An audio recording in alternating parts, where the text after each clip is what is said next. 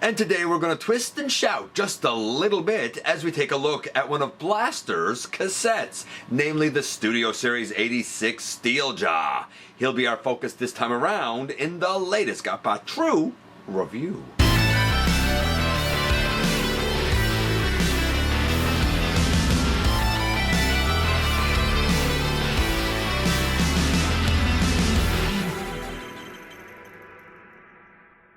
Hey one, hey all, welcome back to the channel. I'm your host, your most humble of hosts, Dennis Moulton, aka GotBot. As always, please like, comment, share. Of course, subscribe, and while you are at it, light them up, baby.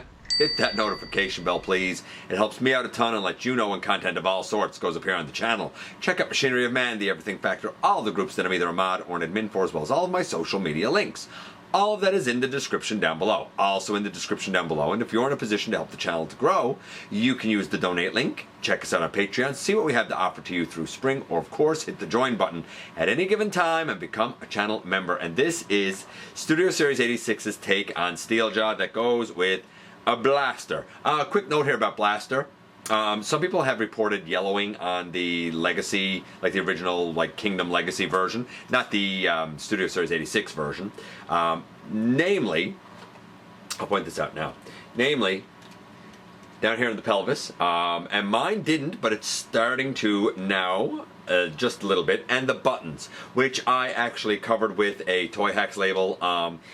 It did not go on smoothly. I'm not a big Toy Hacks guy. I respect people who are. If you are, cool. It's just, I find the stickers very hard. I was, just trying to put this one on took me 40 minutes, and then I was about 2 hours after trying to, really get it to, solidify and stuff. And, I'm not going around, washing off, Transformers to put stickers on them and stuff. It's just not my bag.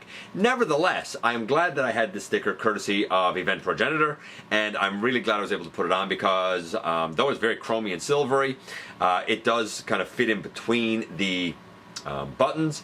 And while this was just starting to turn just a little shade that wasn't gray, at least now it'll be covered over for the rest of eternity. Just a little aside before we look at this guy.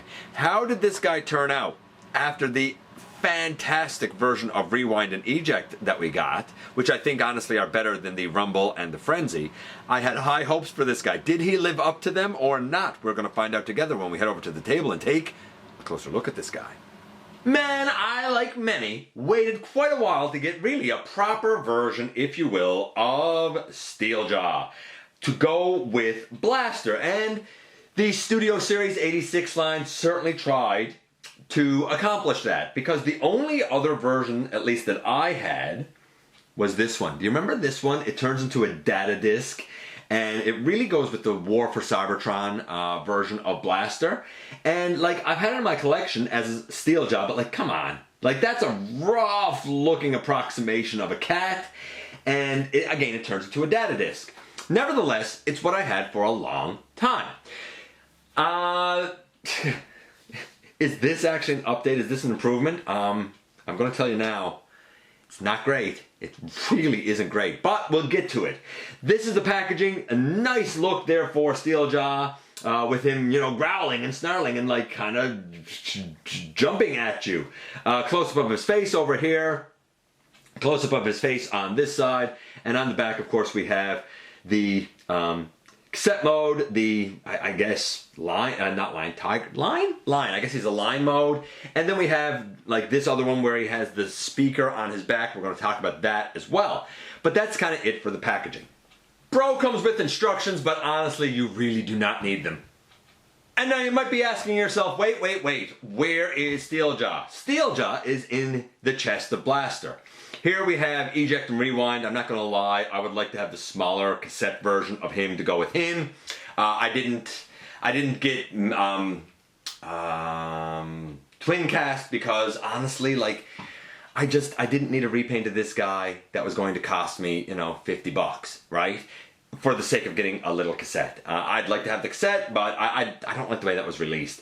This has been my Steeljaw for a long time. This is the Titan's Return Ramhorn, who is quite excellent, but of course he can't go in the chest. So this is kind of who I have now as my minions for Blaster. That said, and I'll just take him out of it, and I'll take these two out of it. That said, Steeljaw's in the chest. Now, him as a cassette, and I assume any of the other ones like that, fit nicely. Then we get to Steeljaw, and here's what happens with Steeljaw. That's right. You see me pressing on it and it's not really opening? That's because Steeljaw almost fights to not go in here.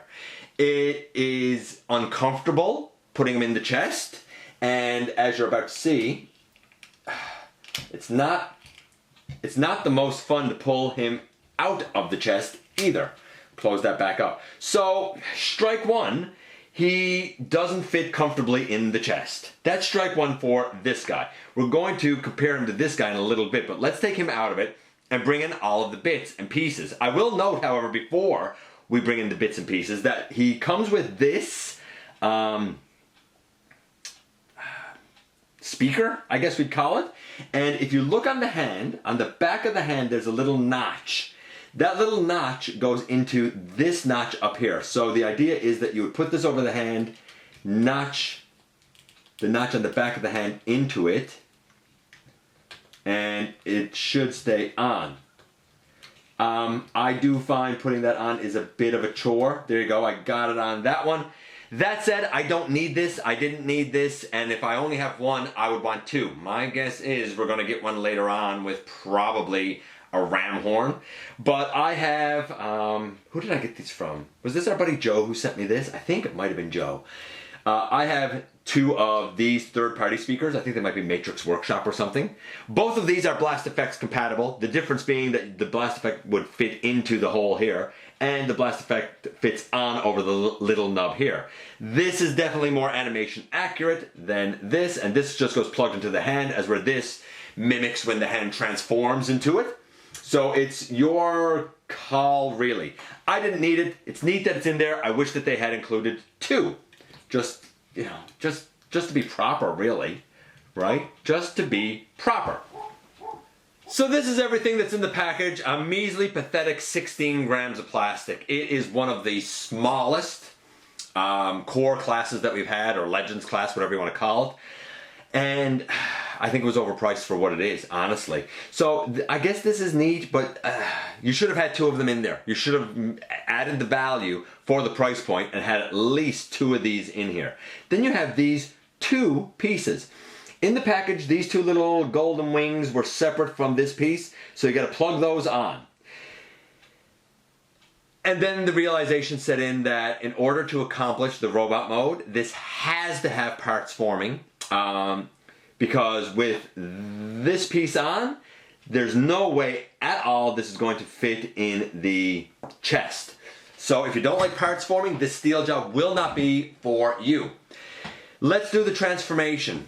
But I don't like, by the way, having to just like lay this junk aside. I really don't. And I guess I'll note this now. The whole reason that we have this piece here is because there's a little rectangular notch here on the top, and that little rectangular notch is used to, or I guess rectangular tab is used in this rectangular notch. And I'm going to try and put it on there, but it is a bit of a, on mine anyway, it is a, I got to do this off screen here. It's a tight, it's uncomfortable. It's a tight fit, but it looks like that.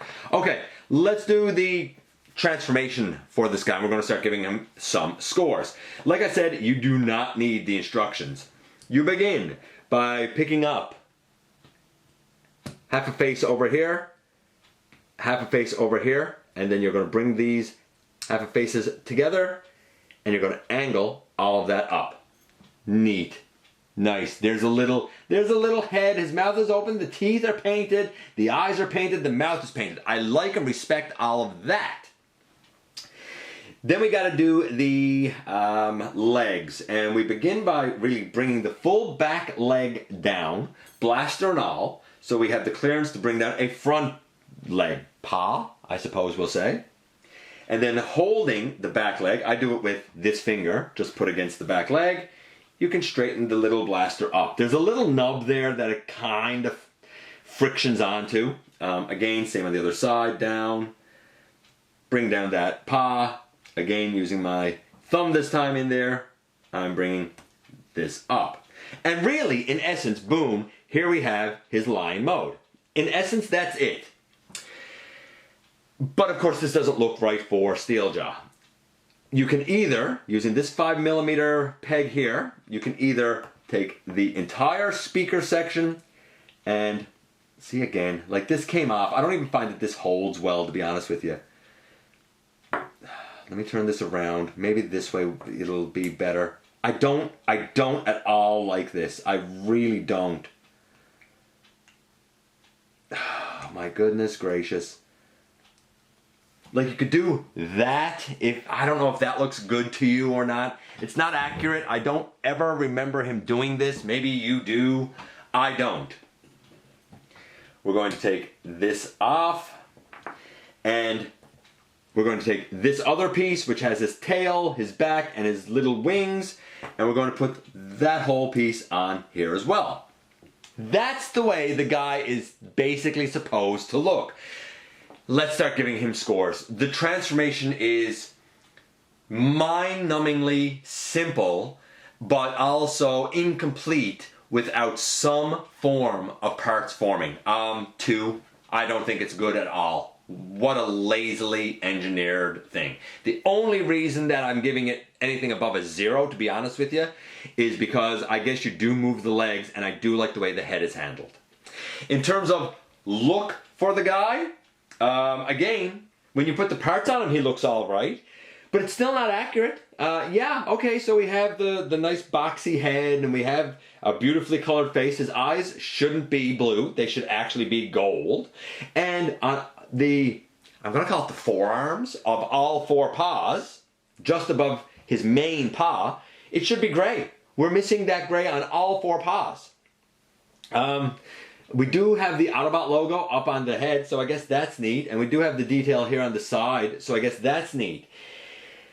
I don't know. I mean, I guess that, like, you know, it's Steeljaw. I'll give it a 9 because it's really only missing the gray, and the eyes being blue is inaccurate. But at least if you're not going to paint them the gold that they should be, at least you went with Autobot blue instead of like Decepticon red. So a 2 and an 8. This guy's a 6 so far. In terms of articulation, the front paws can go forward and back. No out to the side. No knee. No nothing. Just forward and back. You can't have him like get an action pose or anything. Now, that being said, this guy, who is much bigger, like gigantically bigger, really doesn't have much articulation either. Like there's not much here because it's all like an auto transformation scheme. So, you know, neither have been great, to be honest with you. Now, here's the thing. While the back legs can also move the same way and the blasters would move with it, there is technically a swivel back here. Like, let me straighten this up. There is technically a swivel back here for some reason, but I have, like, right, like that. I have no idea why. I'm assuming it's because they're going to retool this to be some form of ram horn. And it'll be evident there why that hinge is there. Again, trying to put this in, and this stuff pops off. This is so not good. This is so not good, I must say. I mean, when you put that piece on, my point is when you put that piece on, you lose that mechanism. You can't turn the waist then, so you lose some of the articulation. It's almost nothing. 4. I guess, because things do move on it, kinda. I think the head should have had some articulation. It doesn't. Overall, this is a 5. At best. I think that's being generous. This isn't good. I wish I could be excited about it. I wish I could tell you it's great. I mean, get it, because, you know, you're going to want him to scale and whatnot with your blaster, and I mean, he will look good displayed next to blaster, right? Like this, right? Like, I mean, that looks pretty good there, but it's not good. Here's the best way I can say it. If you have been disappointed by or thought like, yeah, okay, I got it, but it's lackluster with the Siege Ravage, and the numerous times it's been used for Soundwave, this is kind of on par with Siege Ravage. That's not very good, and this isn't very good. Sorry to burst the bubble. Overall score for this guy, once again, at best, a 5. And here we are once again, and here he is. So this here, unless you were going to include two, I think including one was lazy. There was definitely enough mass space left for the price point that they could have easily put a second one in. So I think that was a lost opportunity. Will a second one come with another release of someone? Yeah, probably.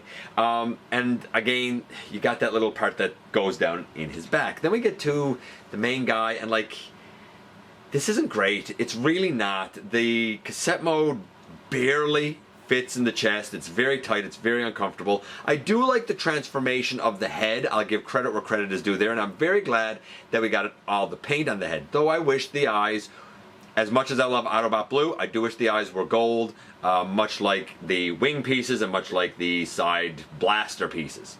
I'm very sad that we don't have the gray on the paws. We should have had that again for the price point.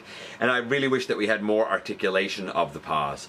I don't like that we got to take the wing pack off and just lay it aside if we do want to use them in cassette mode. Like it's okay. It'll be fine. It will suffice for what I need. But to say I feel like that I got value for money, to say I feel like that this is a good Steeljaw would be a lie. Is it one that's worth getting? Yeah, I mean, for what you're going to spend on it, I guess. And you know what? It does display nicely with him and his other cassette lads. But in terms of just being a fun, interesting Transformer, one that you're going to pick up off the shelf and probably fiddle with a lot and really enjoy, I don't think this is the guy that's going to do that. And I think his scores reflect that. Let me know what you think about Steeljaw. Did you love him? Did you not love him? Was he a disappointment? Was he everything you hoped for? Let me know. I appreciate you guys coming by, giving me some of your extremely valuable time. I do know how important it is to you. If you're in a position to help the channel to grow, you can use the donate link. Check us out on Patreon. See what we have to offer to you through spring. Or, of course, hit the join button at any given time and become a channel member.